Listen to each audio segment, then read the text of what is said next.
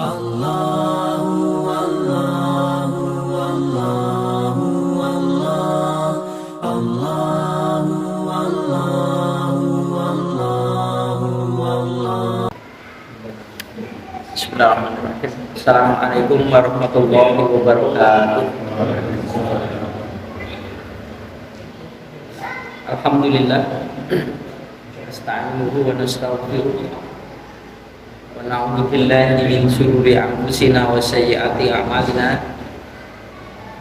Wa may yahdihillahu fala mudilla lahu wa may yudlil fala hadiya lahu. Asyhadu an la ilaha illallah wa asyhadu anna Muhammadar Rasulullah. Allahumma sholli ala Muhammad wa ala ali Muhammad.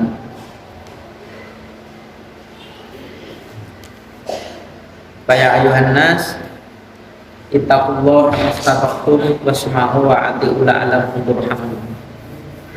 Bapak sekalian, marilah kita tetap menjaga niat kita untuk di kajian pada malam hari ini, karena sebaik-baik apapun yang kita lakukan, kalau niatannya kita ini keliru bukan karena Allah, maka semuanya akan menjadi sia-sia, tidak akan bernilai di hadapan Allah Ta'ala. Begitu juga keniatan ikhlas ini, marilah kita lambari dengan sesuatu yang benar. So, ikhlas apapun kalau itu tidak benar, maka juga sia-sia di hadapan Allah Ta'ala, bahkan mungkin sebagiannya menjadi dosa. Kemudian kita tetap bismillah, bertekad ngaji itu sampai selesai.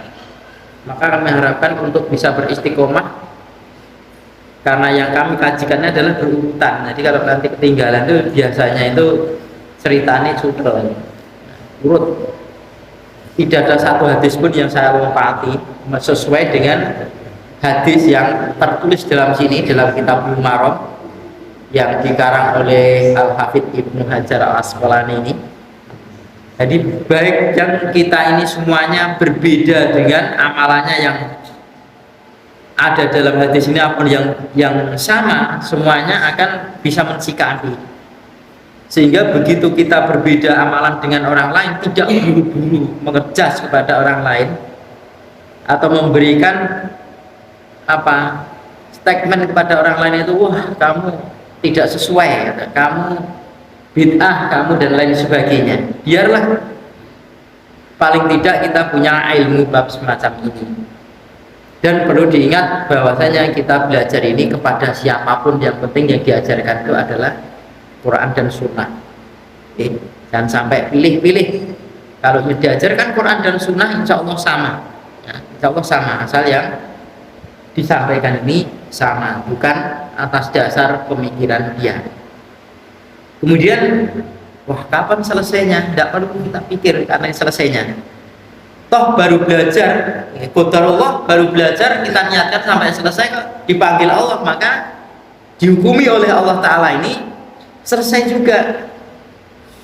Belajar Al-Quran misalkan, ya, insya Allah sampai akhir misalkan ini, baru belajar. Qadarullah dipanggil oleh Allah Ta'ala, maka pahalanya sebagaimana apa yang dia niatkan. Tidak perlu kita mengharapkan apa yang kita kerjakan, tapi cukup kita itu hanya sebagai seorang hamba yang bisa berikhtiar saja, dan ikhtiar itu hanya milik kita, sementara takdir itu milik Allah Ta'ala, dan kita berikhtiar itu diberi pahala oleh Allah Ta'ala. Dan itu wajar kita berangan-angan gitu, kapan isane ini, kapan, ya sudahlah kita belajar sampainya kita. Dalam ayat itu, wa imma yadhabanna kabika fa inna minhum muntaqim. Jika aku ini menggenggam kamu wahai Muhammad, jika aku ini, kata Allah Ta'ala, memanfaatkan kamu Muhammad, sementara ya, kewajibanku itu untuk membinasakan mereka. Itu tatkala beliau Rasulullah SAW berjuang, mau kafir saya tambah kuat, kapan kita bisa menyelesaikan lain, kapan kita bisa membunuh mereka. Maka sampai ada ayat itu, fa imma yadhabanna kabika fa inna minhum muntaqim. Seandainya musuh-musuh itu tadi tetap masih tegar, tetap kuat, sementara engkau sudah wafat ya Muhammad, kewajibanku membinasakan mereka. Au nuriyannaka bika, atau aku itu memperlihatkan kepada Muhammad, fa inna alaihim muqtadir, maka sungguhnya aku itu kuasa. Seandainya musuh-musuh tak bunuh semua dan kamu masih hidup bisa menyaksikan apa yang aku janjikan kepadamu, kuasa juga. Ya, masalahnya bukan karena hasil daripada karyamu, maka jangan merepuk dada. Nah, yang buat kita jangan merepuk dada, semuanya terpulang kepada Allah Ta'ala. Kita buat kita adalah fastamsik billadzi uhiya ilaika wa innaka ala siratim mustaqim, berpegang teguhlah kamu kepada apa yang aku wahyukan kepadamu, sungguhnya kamu akan di atas jalan yang lurus. Wa innahu ladzikrul laka wa liqaumika wa sawfa tus'alun. Sementara Al-Quran yang aku wahyukan kepadamu itu menjadi sebutan kemuliaan buat kamu, juga sebutan kemuliaan buat umatmu, dan besok kamu akan ditanyai tentang apa yang kamu amalkan dalam Al-Quran. Nah, Bapak sekalian, jadi bagaimana tentang hadis ini? Hadis ini adalah keterangan-keterangan yang dari Rasulullah SAW. Tidak bisa kita ini belajar Al-Quran saja, karena apa yang disampaikan oleh beliau itu juga wahyu. La yantiqu anil hawa in huwa illa wahyu yuha. Apa yang disampaikan Rasulullah SAW itu bukan hawa nafsu, kecuali juga wahyu yang tersampaikan kepada Rasulullah SAW, disampaikan buat kita. Paling tidak adalah keterangan-keterangan ayat-ayat Al-Quran, termasuk urusan-urusan zakat, urusan puasa, urusan perang, dan jihad ini di Al-Quran tidak ada sejetel sebagaimana keterangan dalam hadis ini. Begitu terus kalian, kita ada semangat lagi menuntut ilmu, apalagi yarfa'ullahu alladziina aamanu minkum walladziina utul ilma darajat. Allah meninggikan derajatnya orang-orang beriman, tapi Allah lebih meninggikan kembali, ditinggikan lagi orang-orang beriman, kemudian dia punya ilmu, ditinggikan, apalagi di surga. Di saat belum tebaknya mau gara-gara dia tidak punya ilmu, sholat sunnah itu gara-gara cuman ketinggalan, dia tidak melakukan sholat sunnah itu saja, maka pahalanya di akhirat kelak itu akan derajatnya berlipat-lipat, dia akan ketinggalan di jejak meskipun masuk ke dalam jannah. Tebaknya itu masalah ilmu, dan apa yang kita lakukan tidak berdasarkan ilmu, kan semua harus perlu dengan ilmu. Karena kita belajar bareng-bareng, kita belajar. Baiklah, kita lanjutkan kembali di bab tentang jihad ini. Hampir selesai ya, tinggal 3 hadis. Sekarang hadis yang 1136. Wa an Mu'adz bin Jabalin radhiyallahu anhu qala, dan dari Mu'adz bin Jabal radhiyallahu anhu berkata, Ghazawna ma'a Rasulillah sallallahu alaihi wasallam Khaybaron. Aku berperang bersama Nabi sallallahu alaihi wasallam perang Khaybar. Fa asabna fiha, maka kami mendapati fiha di dalam perang Khaybar tadi hunaman, kambing. Fakosama, maka beliau Nabi bagi kambing tadi fina, pada kalangan kami. Fakosama, maka membagi fina, pada kalangan kami. Siapa yang membagi? Rasulullah SAW. Failnya di belakang. Ta'ifatan, satu kelompok.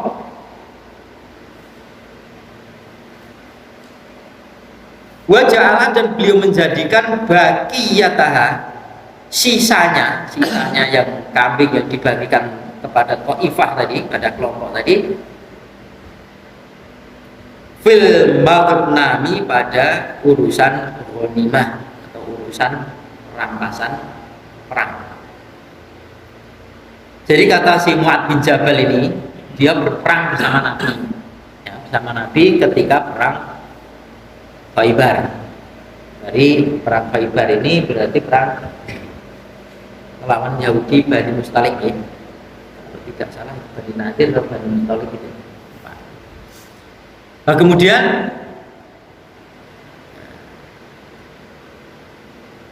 dalam peperangan itu dia mendapatkan kambing, ada kambing, ya, kambing punya musuh, dia begitu perangan.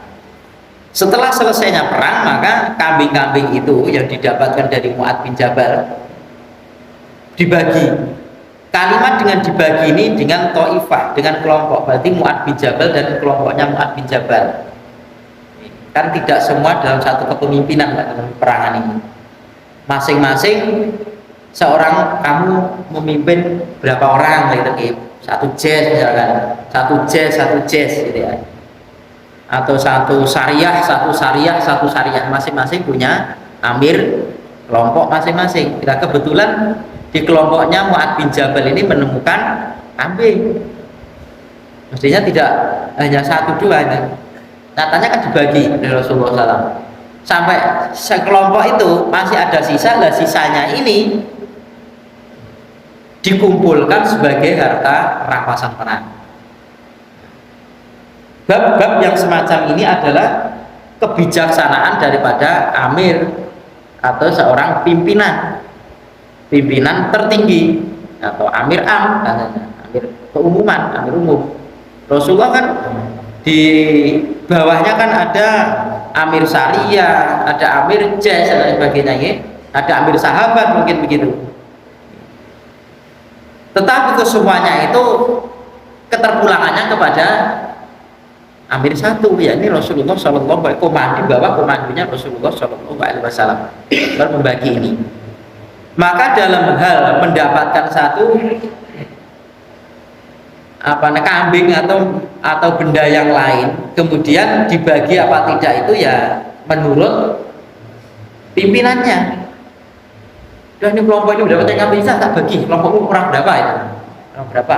Ya kan orang 15 ini dikasih 15, kok masih sisa? Kumpulkan. Seandainya beliau tidak seperti itu pun juga bijaksana. Jadi tidak bisa diberontak.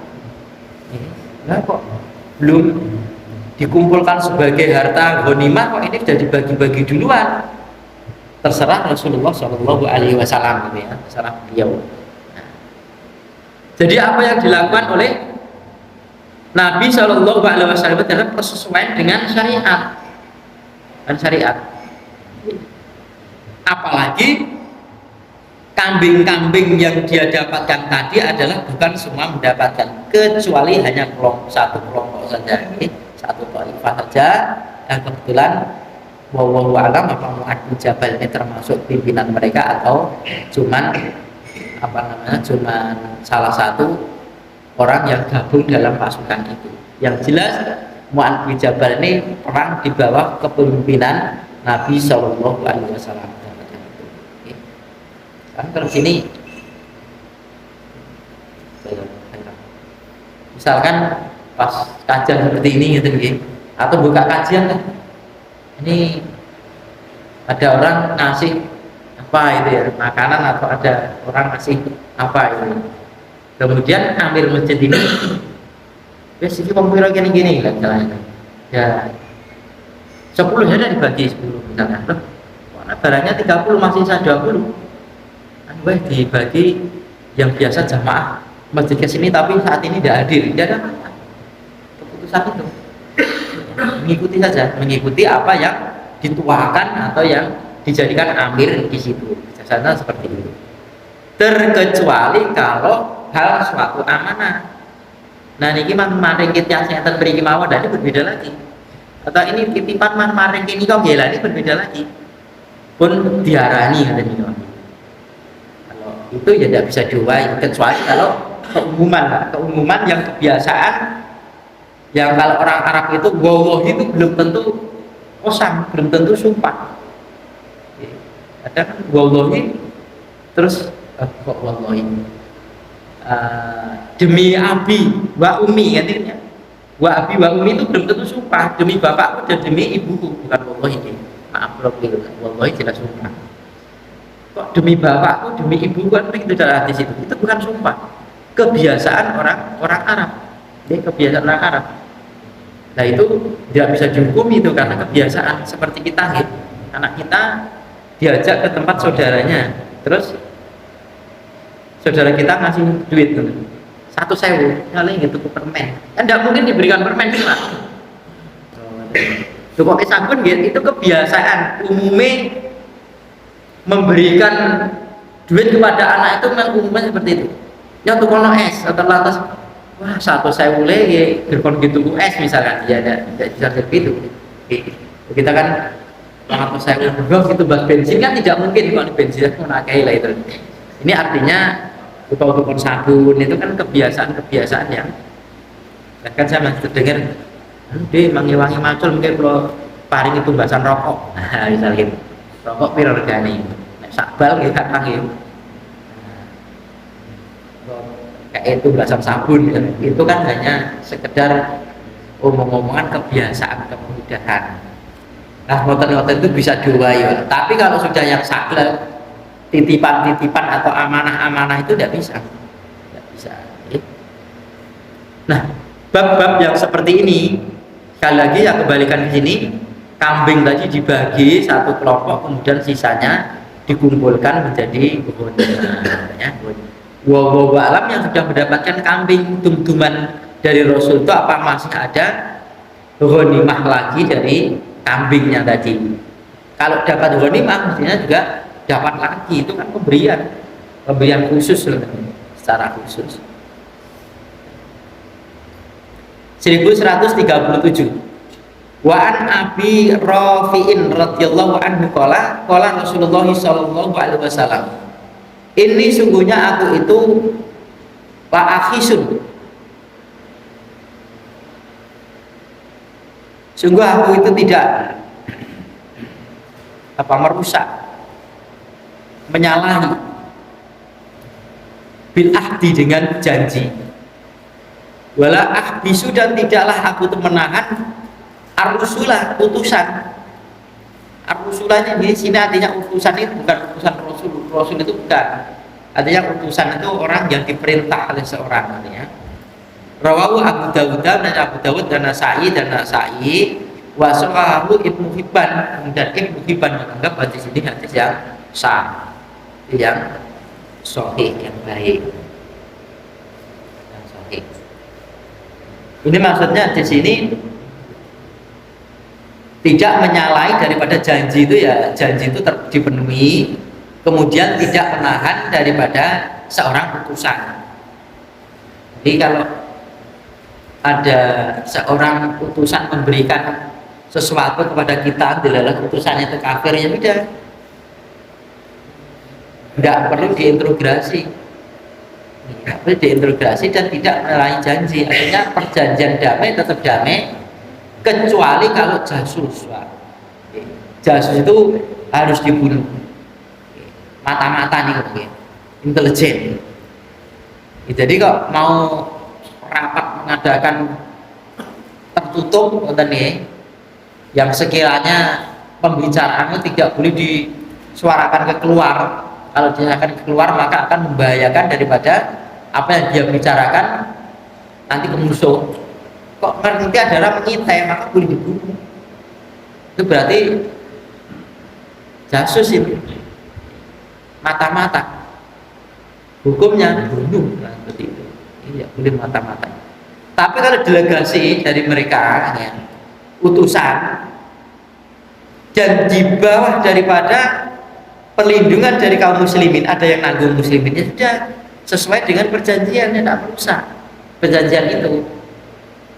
Jadi sudah lewat itu, orang yang tidak saja bisa menjadikan satu perlindungan kepada orang kafir di masa-masa itu, bukan urusan untuk sesuatu yang membahayakan kaum muslimin. Boleh jadi toh masa peperangan kemudian kita punya saudara masih kafir, jadi kan, ya ini saudara saya kok, berarti di bawah perlindungan dia, di bawah kekuasaan kaum muslim ini. Muslim yang lain tidak boleh untuk mencelakakan dia karena sudah ada perlindungan daripada muslimin yang lainnya. Tadi di apa namanya, kalau ada sudah lewat kemarin itu ya, dan dinaungi oleh keamanan kepada mereka. Misalkan terjadi daerah sini sama daerah lainnya itu terjadi gejolak lah gitu ya. Terus kemudian di daerah yang digejolak itu orangnya ke sini tapi itu saudara. Ya harus tahu ini saudara saya, saudara saya ada perlindungan di Indonesia seperti itu. Nah ini boleh memberikan keamanan seperti itu. Nah ini saudara harus kita bedakan ya, saudara. Bukan untuk barangkali penyusup lah, pokoknya dari tanggung jawab ini saudara saya dan saya tahu persis ini saudara saya bukan penyusup nih. Kecuali dia bawa senjata dan lain sebagainya. Nah ini kan mencurigakan.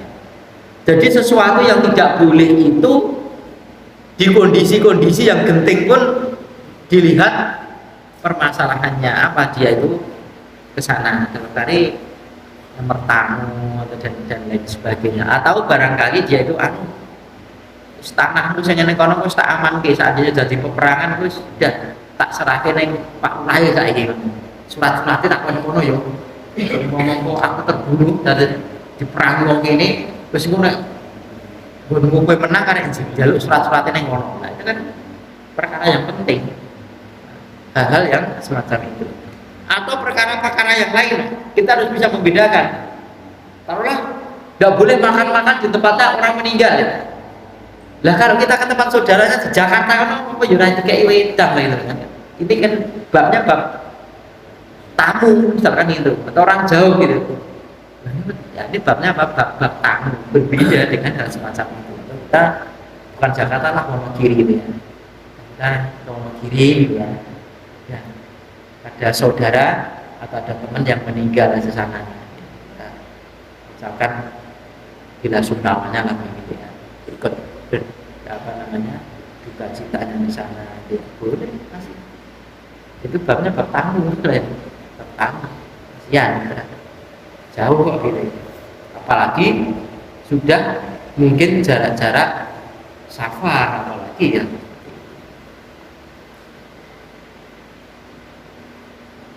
Jadi utusan ini tidak perlu utusan cuma suruh memberikan surat. Ini surat apa ini surat gitu. Ya, dan selesai bisa. Terkecuali kalau memang itu ada mencurigakan, tidak menuduh tapi waspada dalam peperangan dan politik. Kalau tidak jelas dan mencurigakan boleh diinterogasi. Nah, semacam itu. Wa Nabi Hurairah radhiyallahu anhu qala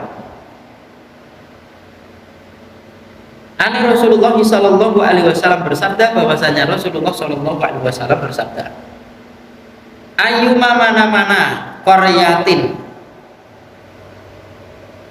kampung, qaryah itu desa atau penduduk, ataitu muha, kalian itu mendatangi qaryah tadi,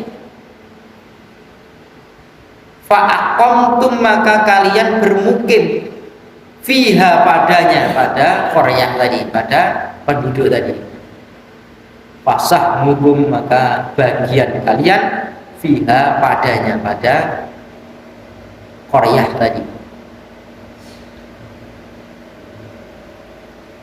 Wa ayyuma, dan mana-mana qaryatin, qaryah kampung atau desa, asot, yang memaksiati Allah kepada Allah wa Rasulahu, dan Rasulnya, fa'in, maka sesungguhnya khumusaha lillah, seperlimanya kampung tadi milik Allah wa Rasulihi, dan milik Rasulnya. Thumma, kemudian hiya,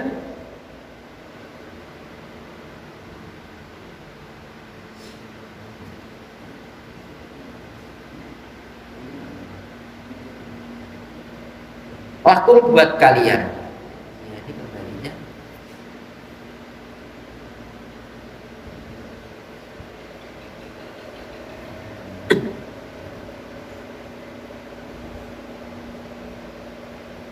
Harta rampasan perang atau harta fair.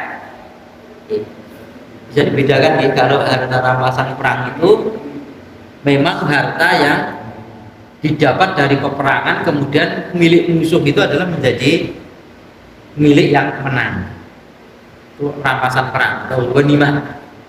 Tetapi kalau musuh itu bukan perang tapi dia meninggalkan, dia lari, dia perang tapi dia lari, maka harta itu menjadi harta fair, harta fair. Maka diambil humusnya, kemudian seperlimanya untuk Allah dan Rasulnya. Kalau artinya itu haknya Rasul itu haknya Allah, tidak boleh diambil. Kemudian Rasul itu diambil haknya itu untuk mencukupi mahisah penghidupan keluarganya selama 1 tahun. Nah, jadi mana-mana satu kampung itu kalian mendatangi kampung tadi, desa tadi, kalian bermukim di sana, maka berlakulah apa yang ada dalam kampung itu, kamu ikut di sana. Oke. Jadi sana itu kampungnya orang baik-baik, ya sudah kamu termasuk kebaikan-kebaikan di sana. Ya. Atau apa yang menjadi umbiaknya kampung itu dalam hal kebaikan, maka ikutilah orang di sana. Kemudian bagian kalian pada kampung tadi, kalian bermukim di sana, maka bagian kampung tadi. Ini yang dimaksud adalah kampung yang diserang, dimaksud berhubungan dengan sesuai dengan bahasan tentang peperangan. Jadi kamu di satu Korea, kamu datangi sana, kamu mukim di sana. Ya, jadi peperangan misalkan itu ya, maka ada bagian kamu di sana, ada bagian kamu di sana. Harta rampasan maupun harta fek kamu ada di sana. Tapi kalau maksiat kepada Allah dan Rasulnya, ya sudah. Bagian di sana kamu wajib, bagian kamu itu mengajak mereka untuk masuk Islam, diislamkan. Ya Islam ya sudah, ya Islam ya sudah. Kewajiban mereka membayar zakat nanti kalau sudah waktunya. Tetapi kalau tidak mau ya sudah. Jadi mereka diambil upeti, bayar pajak, jizyah. Kalau dia meninggalkan, dia lari meninggalkan kampungnya, ya sudah, harta yang dia tinggalkan maka diambil humusnya, bagiannya itu hak milik daripada Allah dan Rasulnya, ambil humusnya.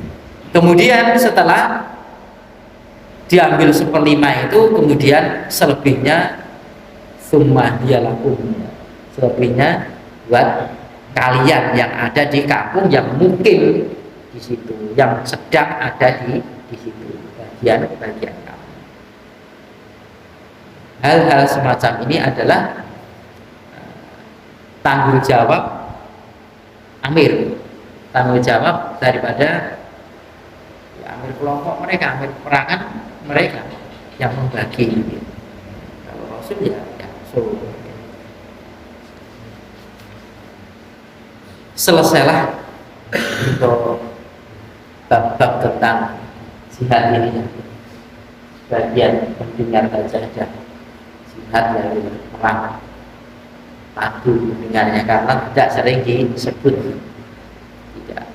disebut, maka sesuatu yang tidak sering disebut menjadi barang sesuatu yang kayak begitu orang menyebut itu kayak aneh gitu, kayak aneh. Apalagi di konotasi dalam pikiran kita itu begini dan begitu, dan lain sebagainya, perang dan lain sebagainya. Memang jihad dalam arti itu memang betul perang, dan perang itu disebut untuk bersatu dalam membuat satu barisan, soft. Yuhibbul ladzina yuqatiluna fi sabilihi shaffan ka'annakum bunyanun marsus, itu. Ya Allah itu suka kalian itu berjihad di jalan Allah Ta'ala itu, kemudian kamu bersop-sop bersatu, sopnya itu artinya tidak renggang, sopnya itu kayak ka'annakum bunyanun marsus, seperti bangunan yang saling bersatu. Jadi namanya sop itu juga bersatu. Yang kedua, disebut, disetarakan dengan perang itu adalah sholat. Maka ketika sholat, sang imam itu kan sering sufufakum, artinya luruskan sholat itu, bukannya lurus tapi pepet. Kan ada anak dua tah talifu fala tah talifaku itu.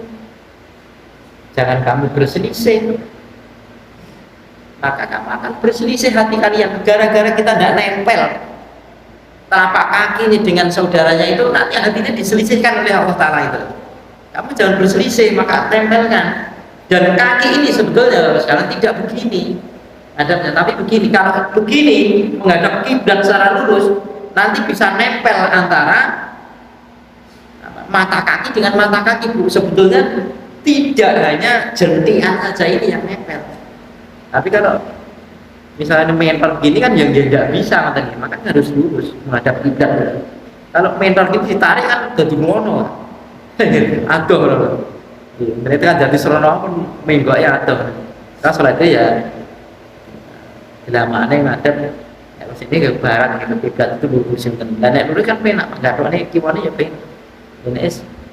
Ini saya ngadep nih kono nih ya kuasa lah ngoten. Tapi nek sudah lurus ini sebetulnya begitu, mata kaki dengan mata kaki bahkan kuda dengan kuda yang secara sempurna sok sempurna. Karena apa disebut sebagaimana perang, peperangan disebut dengan sofa karena hukum yang maksud, sementara sholat disebutkan dengan sholatnya dengan perang. Gitu kadang-kadang makdul terus keliling beriko terus diperangi lagi biar ingat pada Allah Ta'ala, kan begitu. Tidak mungkin kita mutlak tuh ingat pada Allah Ta'ala semua, kan tidak. Ngelawani pikiran ini loh Pak, dilawani dia dilawani bali rono nek kelingan rono balik kene nek nglawan perang itu. Perang dengan hawa nafsu kita ini. Kan begitu Allah Akbar itu kan sampai salam tidak mungkin fokus siapa saja tidak mungkin. Bahkan Ali bin Abi Thalib radhiyallahu anhu pun juga begitu, ngelawani hawa nafsu dilawani. Itu kan artinya kan tidak kalah dahsyatnya dalam peperangan atau dalam diri kita ini. Sebelum saya lanjutkan, ada yang ditanyakan Pak? Mungkin? Kalau tidak ada, saya lanjutkan di bab berikutnya. Saya ada waktu sebentar. Bab al-jizyah, bab jizyah. Itu tadi Pak, jizyah itu adalah lebih tepatnya upeti ya Pak, pajak. Wal hudnati dan hudnah. Hudnah ini ya gencatan senjata. Jadi adanya pajakan itu disyariatkan di setelah Rasulullah Shallallahu Alaihi Wasallam itu hijrah 9 tahun. Di 9 tahun baru ada kewajiban untuk upeti bagi orang-orang yang tidak tunduk kepada aturan syariat yang pada saat itu ini saat Islam. Boleh kamu kafir boleh, tapi itu tadi kamu boleh pilih, kalau udah kami perangi perang, kalau udah jadi sudah tak lindungi, tapi kamu membayar jizyah, bayar pajak tadi, tanda sebagai untuk mengamankan dirinya, ya, untuk mengamankan dirinya orang kafir tadi. Hadis pertama dari bab atau hadis 1139. Wa Abdurrahman bin Aufin radhiyallahu anhu anak Nabi sallallahu alaihi wasallam akhodaha, bahwasana Nabi sallallahu alaihi wasallam mengambilnya, yakni al-jizyah. Maksudnya yang mengambil itu yakni al-jizyah, upeti min majusi Hajar, dari orang Majusi Hajar. Hajar ini satu tempat di Timur Tengah sana, itu Hajar. Orang-orang apa namanya? Kalau dulu itu ada orang Majusi itu yang paling dominasi di sana itu adalah orang-orang Bahrain. Nah, upeti dari Bahrain itu Masya Allah ketika ditandukkan sampai Rasulullah kan punya janji itu, nanti kalau harta-harta itu sudah datang dari Bahrain kamu tak kasih sekian sekian sekian. Itu menjadi apa namanya nubuat. Jadi kebenaran apa yang disadari oleh Nabi Shallallahu Alaihi Wasallam, dan para sahabat sebagian tidak mengalami itu, bahkan Nabi sampai wafat kan Bahrain ini belum ditunjukkan, sampai bisa ditunjukkan harta-harta ini dari Bahrain yang berdatangan itu ketika di masa Khalifah Umar bin Khattab radhiyallahu anhu. Tapi kan benar, maka apa yang disabdakan Nabi itu wajib kita benarkan karena benar. Maka apa yang dilakukan oleh Rasulullah, apa yang disampaikan oleh Rasulullah, baik itu ucapan, perbuatan, perkataan yang sifatnya itu bukan perintah saja, gitu ya, bukan perintah, itu bisa kalau kita ikuti kok sebagai bentuk sunnahnya kok. Dan itu si Abdullah bin Mas'ud itu apa diperintah itu? Ibnu Umar Abdullah bin Mas'ud itu. Ketika Rasulullah SAW melewati jalan dan di jalan ada kayu itu kan Rasulullah mundur. Nah Ibnu Mas'ud kan kecil orangnya Pak, meskipun orang sundul itu tetap mundur. Padahal Nabi tidak perintahkan. Tidak perintahkan. Kalau Ibnu Umar dulu diajak jalan terus Nabi berhenti di sini, terus Nabi kencing itu ya.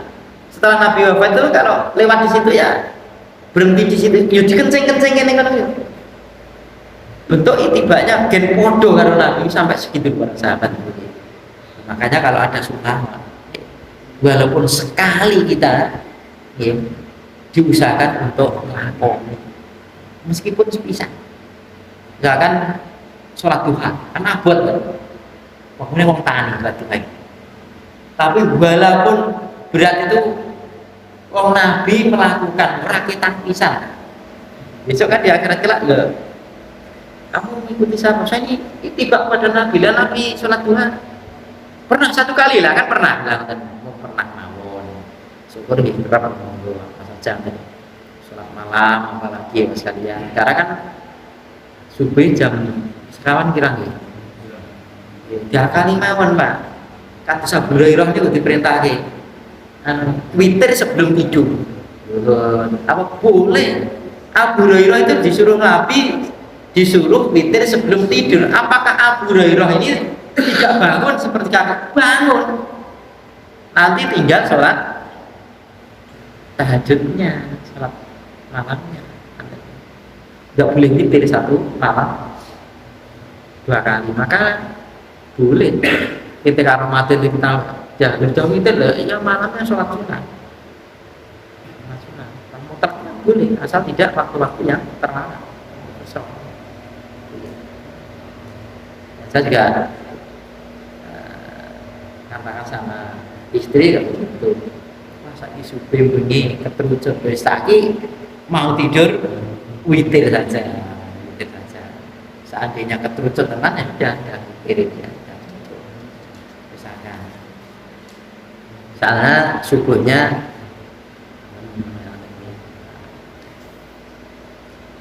bagaimana caranya supaya kita itu bisa menjalankan daripada apa yang telah dilakukan oleh Rasulullah dan kita mastata'tum. Kan perintahnya itu ittaqullaha mastata'tum. Bertakwalah kamu dengan sekemampuan kalian. Kan kita mampu, masa tidak mampu. Sesekali, kalau satu kali saja tidak kita lakukan,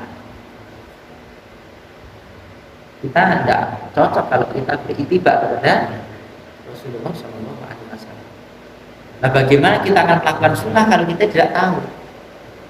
Tidak tahu, kan repot. Dan ini sesuai apa tidak? Maka sampai sekarang itu ya ngaji kon gawe ore-ore ade itu ya agak berat kan. Nanti kan timbul hawa nafsu kan.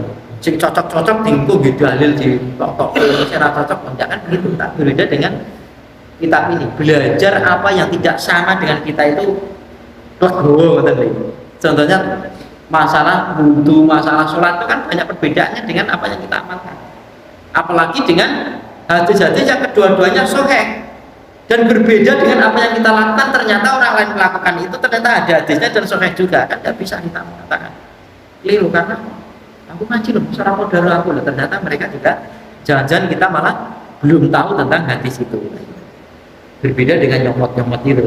Itu kan yang sesuai, kadang-kadang yang sesuai dengan hawa nafsu kita, sampai ke orang penting dan sebagainya. Kalau ini kan tidak bisa. Itu terus dilewati kan ya tidak, nah itu dilewati ya tidak. Terkecuali kalau bab sesuatu yang belum ngerti. Misalnya paham itu lewati. Cukup ya? Kapan? Insyaallah dilanjutkan yang akan datang. Selebihnya saya serahkan kepada Allah Taala. Alhamdulillah. Subhanallah wa bihamdihi asyhadu an la ilaha illa anta astaghfiruka wa atubu ilaik. Assalamualaikum warahmatullahi wabarakatuh.